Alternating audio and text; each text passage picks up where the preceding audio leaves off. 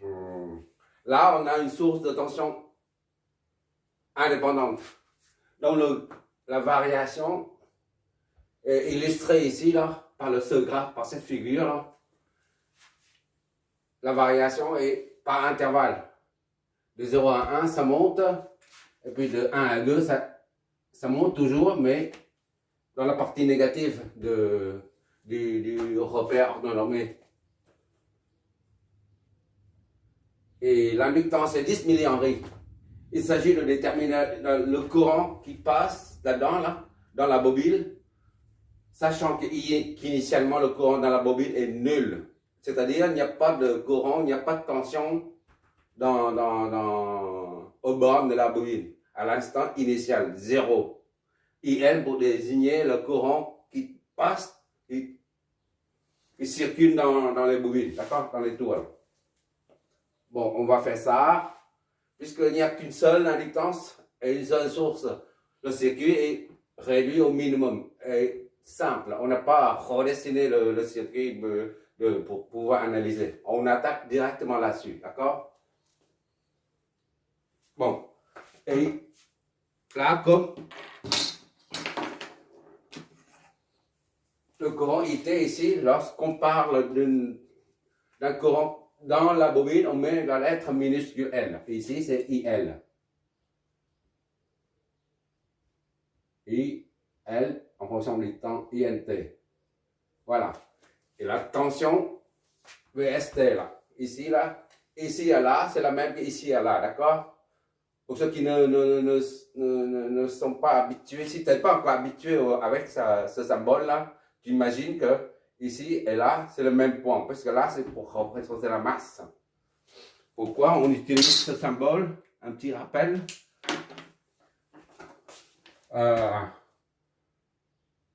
Si tu fais la conception en électricité, en électronique, par exemple, je ne parle pas d'une voiture, hein, je parle de la conception. Si tu dessines les plans comme ça, voilà, tu as une résistance, une autre. Ici, tu as une diode. Voilà. Ici, tu as un transistor, peu importe. Et là, tu as je sais pas, une autre résistance, comme ça, là. Voilà. Ici.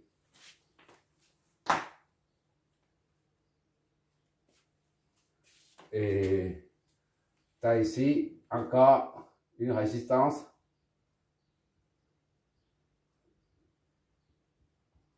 Voilà. Et là, c'est une autre résistance. Voilà, tout ça relié ensemble. Je suis en train de te montrer pourquoi on utilise ça. C'est quoi l'utilité de ce symbole de masse commune?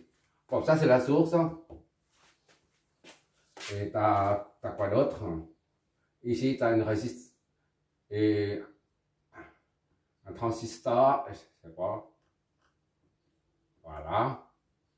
Et tu as une résistance. Ici. Voilà, ici c'est ça ici.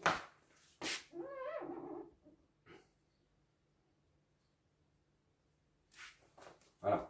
Le courant qui passe là-dedans, tout ça retourne à la source, d'accord? Tu vois ici que tu vois. Ok, tu vois toujours. Tu vois ici que c'est quand on dessine ce schéma avec toutes ces composants, c'est comme s'il s'agit d'une toile d'araignée. Là, au lieu de faire des crochets par là, ça aussi, là, faire des petits demi-cercles pour contourner le fil, là, parce que ça, il n'y a pas de nœud, là. Ici, il y a un nœud, ici, il y a un nœud. Là, il y a un nœud, il y a un nœud ici, là et là. Par contre, ici, il n'y a pas de nœud, là. Ça saute, là. Ici, il n'y a pas de nœud, d'accord? Ici, surtout, ça et ça. Au lieu de dessiner comme ça, là, tu peux l'enlever. Tu peux l'enlever. Tu enlèves ça. D'accord? Je redessine. Tu enlèves ça, voilà, tout simplement. Tu enlèves ça. Et tu dis que ici, c'est tu fais un symbole ici. C'est la masse et tu remets ça ici. Tout à l'heure, c'était allongé jusque là, en contournant le fil horizontal. Maintenant, tu mets ça, ça veut dire que ça rejoint ce point-là, ce fil-là. De même, ici, au lieu de faire un rond ici, là, d'accord? Je relève ici. C'était comme ça, d'accord? Voilà. Au lieu de sauter là, au lieu de contourner comme ça, tu sais que ce point, tous ces points-là sont au même potentiel que celui-là. Même potentiel, j'insiste là-dessus. Donc maintenant, ce point, c'est le même que celui-là. D'accord? Et tu enlèves ça. Voilà. Et tu mets ça ici. Tu allèges. Ça permet d'alléger le chemin. D'accord? Des fois, on voit qu'un amplificateur AOP qui est comme ça, là.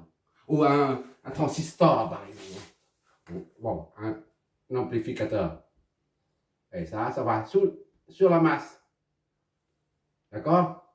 Et ça, je sais pas, peu importe. Au lieu de relier ça à ça, on met ça. Ça, c'est la même chose que ça. D'accord?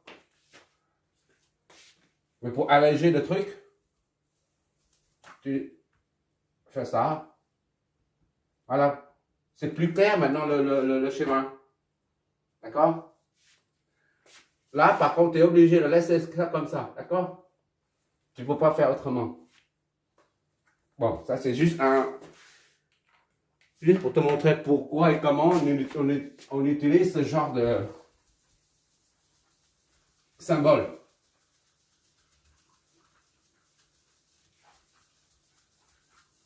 Il suffit d'ouvrir le capot de la voiture et regarder comment la batterie de la voiture est branchée et tu verras.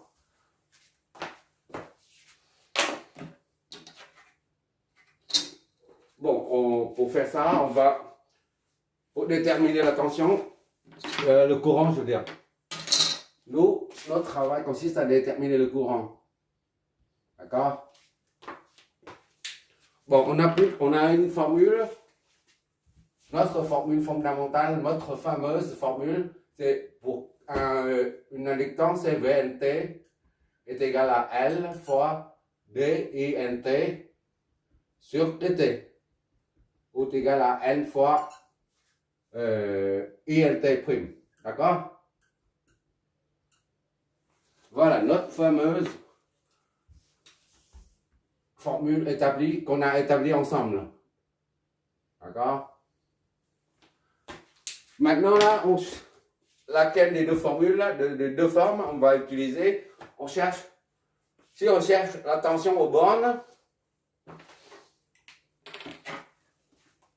ça c'est la tension.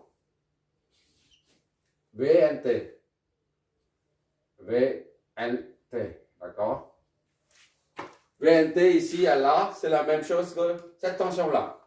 Comme on a dit tout à l'heure. C'est relié ensemble. Ce point-là, c'est le même que ce point-là. Et ce point-là est le même que celui-là. Donc VS, T est égal à VNT. D'accord?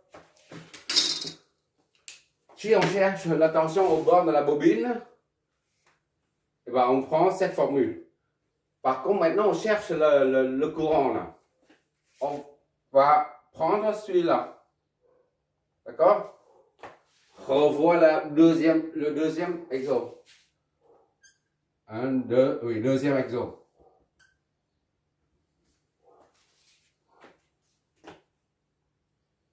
On y va. Maintenant, VLT, on prend celui-là.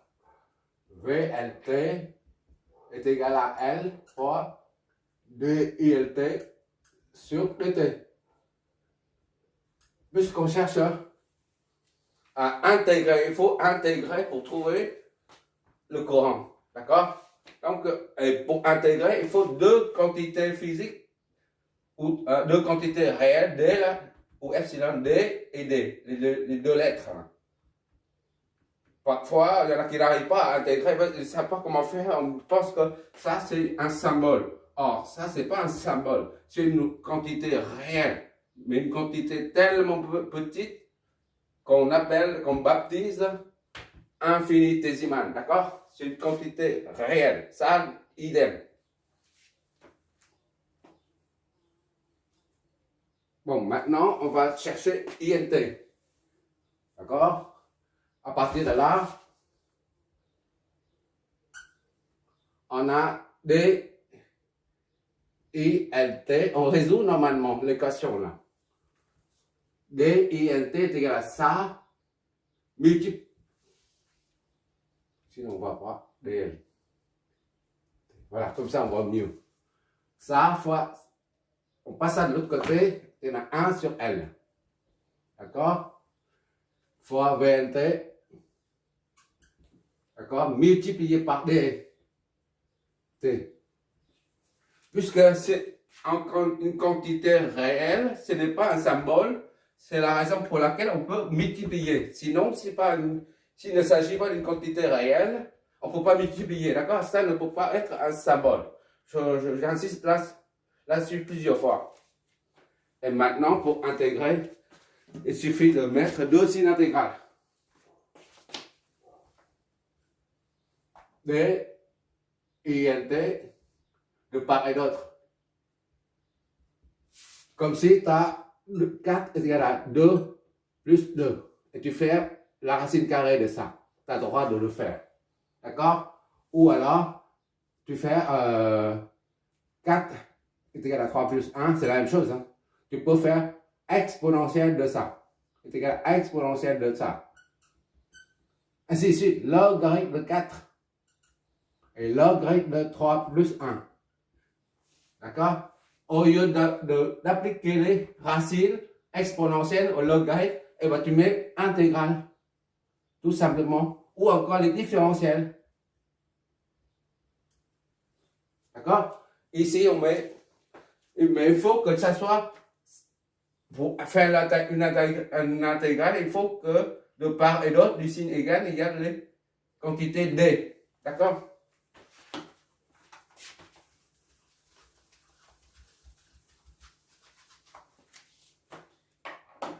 Au fur et à mesure, tu vas maîtriser la manipulation des différentiels et des dérivés et des intégrales.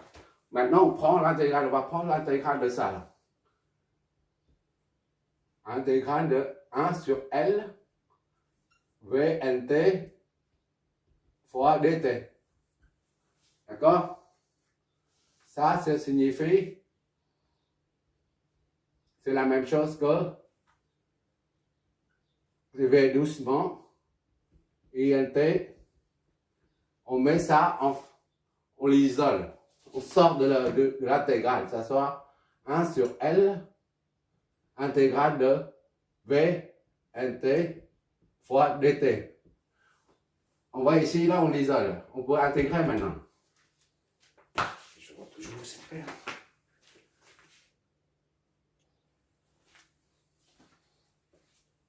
Ça signifie que DT,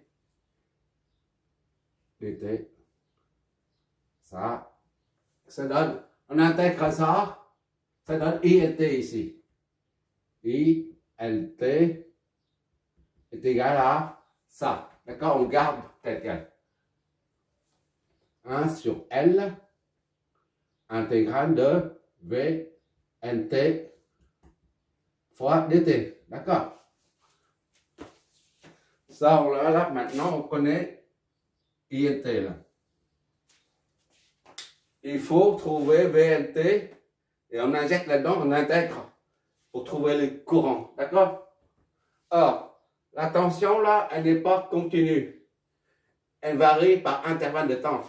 Donc, il faut étudier, il faut trouver VNT par intervalle de temps.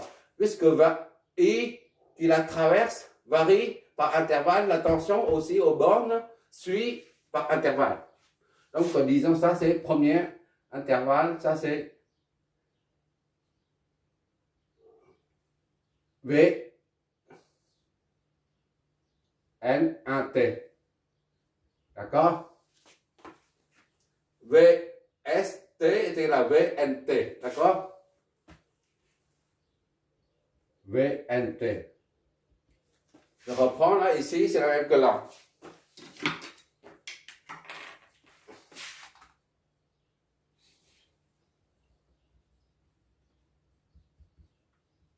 Voilà.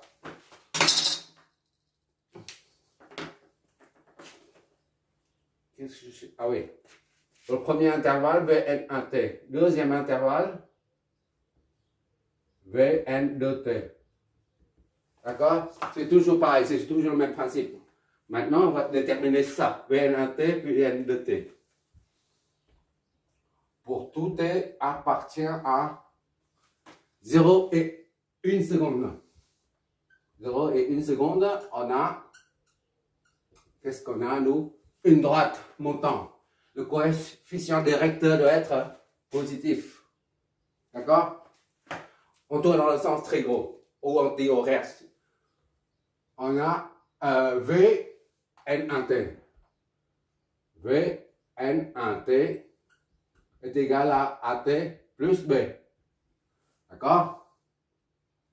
Ainsi, pour T est égal à 0, là, ici, le premier, VN1 de 0 est égal à A fois 0, T c'est 0, plus B est égal à combien? À 0, on a l'ordonnée qui est nulle. C'est-à-dire 0 plus B est égal à 0, soit B est égal à 0. Premier coef, pour T est égal à 1 seconde. On a VN1 de 1 seconde est égal à A fois 1 plus B est égal à, lorsque T est égal à 1 seconde, on a 5 volts. D'accord? Donc, ça implique 1 fois ça fait A plus B. B c'est 0 est égal à 5. Soit A est égal à 5.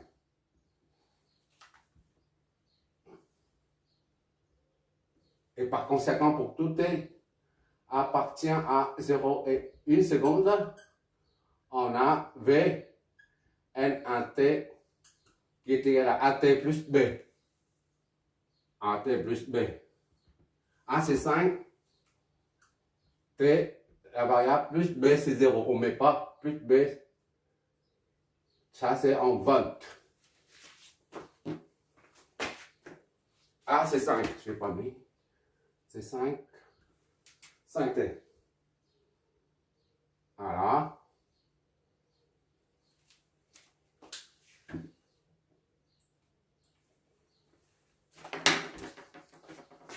Ok, toujours.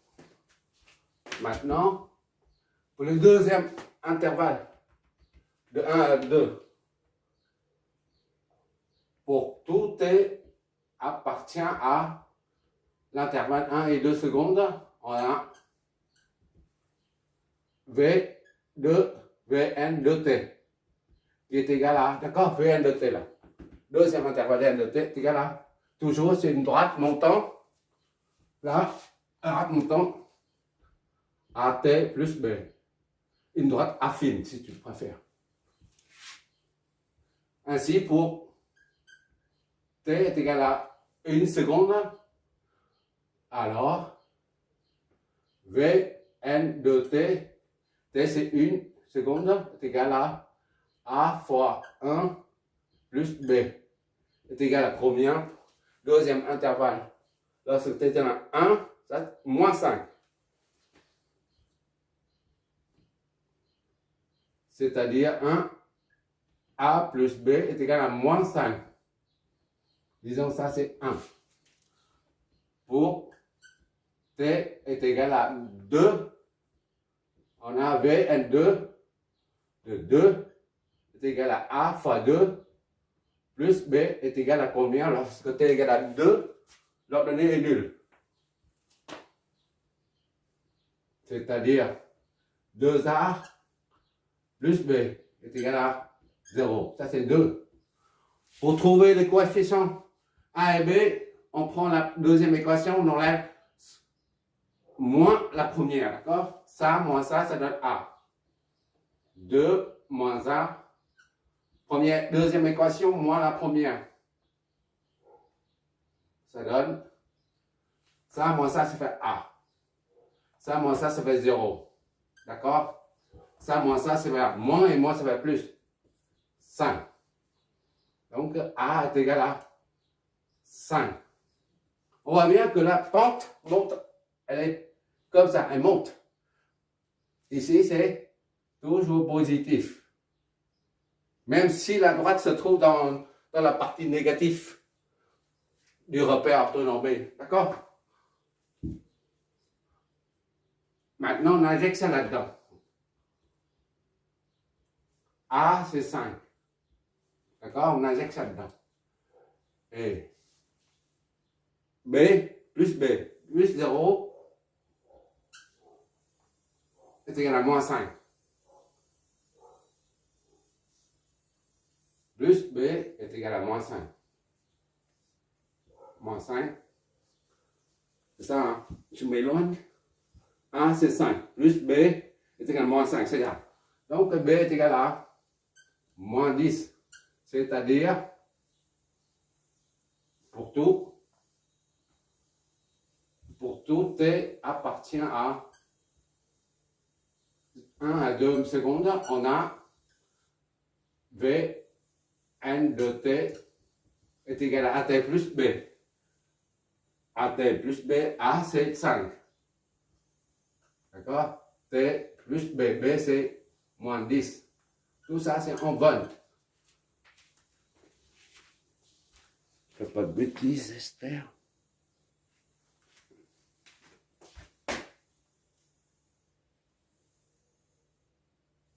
Voilà, deuxième intervalle. Maintenant, il s'agit de calculer INT, le courant. Puisqu'on a la tension des deux qui correspond aux deux intervalles. On applique maintenant ça. Ça c'est A. Pour premier intervalle, A, pour premier intervalle, pour tout T appartient à. Tout T appartient à 0 et 1 seconde. D'accord? On doit prendre IN1. D'accord? Premier intervalle, on a VN1. Pour qu'il y ait une correspondance entre la tension et le courant par intervalle, on prend IN1 au lieu de IN tout court. D'accord? C'est une façon de numéroter, c'est tout. T est égal à VT là pour la premier intervalle, on prend celui-là. 1 sur L intégrale de Vn1t. D'accord? Vn1t. dt. Voilà. Je vois toujours, j'espère. Attends, je sais. Donc, est égal à 1 sur L. 1 sur N, c'est combien? 1 sur 10 puissance moins 3 Henri. D'accord? Intégrale de Vn1t, c'est 5t. Fois dt. D'accord? Et qu'est-ce que ça nous donne? 5 sur 10 puissance moins 3 intégrale de T dt. Voilà. 0,5 10 moins. C'est-à-dire IN1T. 5 divisé par 10, ça fait 0,5. D'accord? 10 moins 3 en dessous, on met au-dessus. On le met au-dessus, ça va 10 puissance 3. D'accord? Intégrale de T dt. Soit ça, c'est 5, 10 puissance 2. T dt. D'accord? C'est-à-dire 500 T dt. D'accord? Dernière ligne. Bon, on intègre ça. Ça donne IN en T. Ça serait 500. On intègre T au carré sur 2 plus K1. La constante d'intégration. D'accord? C'est ça, hein? OK. Donc, ça donne, on multiplie ça, ça donne IN en T. C'est la dernière ligne parce qu'on ne voit plus du tout. On ne va même pas m'arranger là. 250 T au carré fois plus 500 K1. 1. En posant K est égal à 500 K1.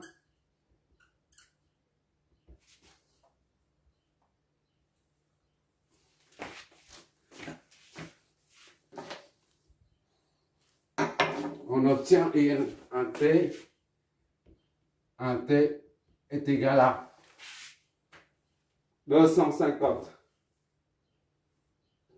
T2, d'accord, 250 50 T2 plus K, T2 plus K, d'accord. Ça c'est presque fini. Il nous reste la constante K à déterminer. Puisqu'on a dit au début, l'énoncé c'est à l'instant T est égal à 0, c'est-à-dire à l'instant où on ferme l'interrupteur, où le circuit est fermé. Le courant dans la bobine est nul. Il n'y a pas de courant, il n'y a pas de champ magnétique, il n'y a pas de variation